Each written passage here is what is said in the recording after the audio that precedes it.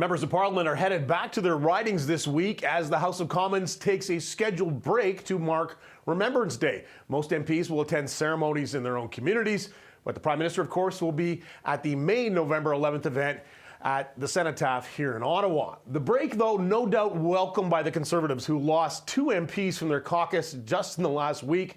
The first, Nova Scotia MP Chris D'Entremont, who crossed the floor on Budget Day, leaving the Conservative caucus and joining with Mark Carney's Liberals. And D'Entremont said he wasn't happy with the negative tone that his party sort of seemed to take in opposition, and his exit, of course, raising more questions about Pierre Poilievre's leadership. And the following day, it was Edmonton Conservative Matt Genereux who announced his departure, not from the party caucus, but from federal politics altogether.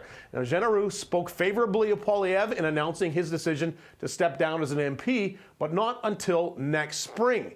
And he didn't really explain his exact reasons, other than to say he had hoped to have been part of a Poilievre government following the election in April.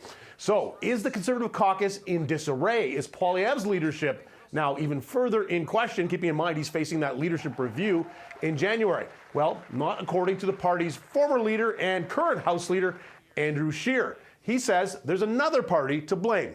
I believe that Matt Genereux has had to make this decision known earlier because of these Liberal pressure tactics that I mentioned. I mean, he's been the victim of some of these Liberal sourced fueled rumors. So he made it very clear that this was a decision that he made some time ago to focus on his family, and I point you to his statement. I think it speaks for itself.